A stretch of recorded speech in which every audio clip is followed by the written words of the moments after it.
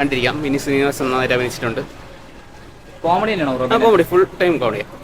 ഇത്ര നായകന്മാരൊക്കെ ഉണ്ടല്ലോ സിനിമയിൽ. ഏതാ നായികമാരൊക്കെ ധാരാളമല്ലേ? നായികമാർ ധാരാളമുണ്ട്, പക്ഷേ ആർക്കും വലിയ പ്രാധാന്യം കൊടുത്തിട്ടില്ല. റിലേറ്റബിൾ ആണ്, കണ്ടന്റ് ഒക്കെ റിലേറ്റബിൾ ആണ്. കണ്ടിട്ടാണ് നന്നായിട്ട് ഫുൾ ടൈം ചിരിച്ചുകൊണ്ടിരിക്കും. ഫാമിലിയോടെ കാണാൻ പറ്റുന്ന ഫാമിലി. എങ്ങനെയുണ്ടായിരുന്നു സിനിമ? നല്ല സിനിമയാണ്, സൂപ്പർ സിനിമയാണ്. ഫാമിലി ആയിട്ട് എല്ലാവർക്കും ധൈര്യമായിട്ട് അന്ന് കാണാം. നമ്മളെ ചിരിപ്പിച്ച് സ്റ്റാർട്ടിങ് ടു തന്നെ നമ്മളെ കുടുകൂടാ ചിരിപ്പിക്കുക, ഇടയ്ക്കിടയ്ക്ക് ചിരിപ്പിച്ചുകൊണ്ടേയിരിക്കുക. അത്രയ്ക്ക് നല്ലൊരു സിനിമയാണ്.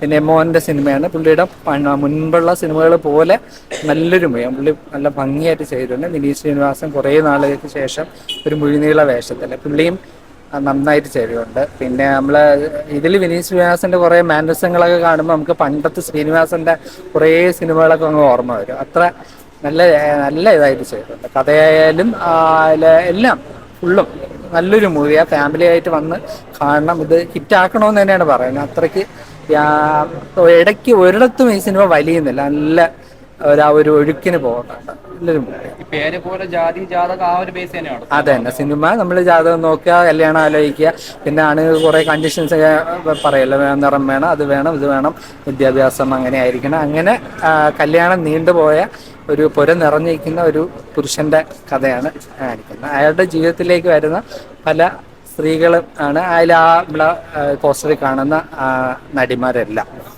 പിന്നെ ഫാമിലി മെമ്പേഴ്സായിട്ട് അഭിനയിച്ചിട്ടുള്ള എല്ലാവരും നല്ല രസിപ്പിക്കുന്ന ഒരു സിനിമയാണ്. നല്ലൊരു മൂവിയാണ്. കണ്ടോണ്ടിരിക്കുക. വിനീതിന്റെ നല്ല നല്ല അഭിനയമാണ്. കോമഡി ഒക്കെ എങ്ങനെ ഉണ്ടായിരുന്നു? നല്ല കോമഡിയാണ്. വേറെന്താണ് എടുത്തു പറയാൻ പടത്തിനെ പറ്റി? നല്ല കോമഡിയാണ്. നല്ല കോമഡി ഒക്കെ ഉണ്ട്, അടിപൊളി. കുറച്ച് നാളിന് ശേഷം നല്ല കോമഡി പടമായിരുന്നു, അടിപൊളി. എങ്ങനെയുണ്ട്? വിനീത് ശ്രീനിവാസനൊക്കെ എങ്ങനെ ഉണ്ടായിരുന്നു? അപ്പോൾ നല്ല രസമായിരുന്നു. ആസ് യൂഷ്വൽ ഒരു എക്സ്പെക്ടേഷൻ ഉണ്ടല്ലോ പുള്ളിയുടെ പടം, അത് ഫുൾഫിൽ ചെയ്തിട്ടുണ്ട്. നല്ല പടം. ഈ വലിയ രസമില്ലല്ലോ, ചുമ്മാ കണ്ടോണ്ടിരിക്കാന്നുള്ളൂ. ഫസ്റ്റ് ഹാഫ് ഭയങ്കര ബോറാണ്.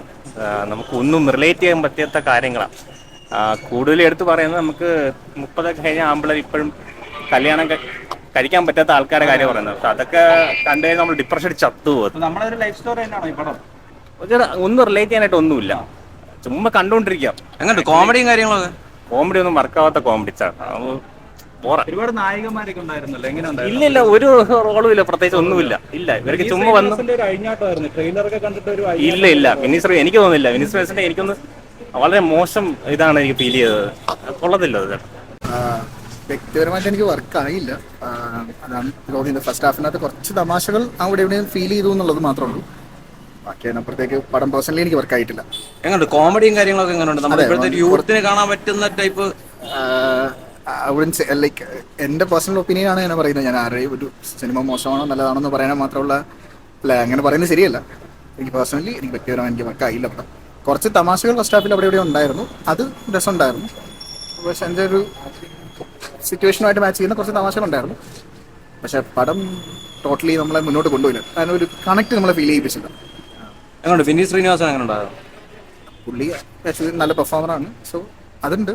ബട്ട് പടം മൊത്തത്തിൽ നമ്മളെ ഇമോഷണലി കണക്ട് ചെയ്യാൻ പറ്റും. അത് സംഭവിച്ചില്ല എന്നാണ് എൻ്റെ വ്യക്തിപരമായ ഒപ്പീനിയൻ. വേറെ ഒന്നുമില്ല. എന്താണ് ഇഷ്ടപ്പെട്ട എന്താണ് പടത്തിൽ? ആവറേജ്. എങ്ങനെയുണ്ട്? കോമഡി ഒക്കെ എങ്ങനെ ഉണ്ടായിരുന്നു? ചിലതൊക്കെ വർക്കൗട്ട് ചെയ്യും. എങ്ങനെ പോരാ എന്ത് പറ്റി? കോമഡി അല്ലായിരുന്നു പടം? ഇല്ല, എല്ലാം ബാക്ക് ഫയർ ചെയ്തു.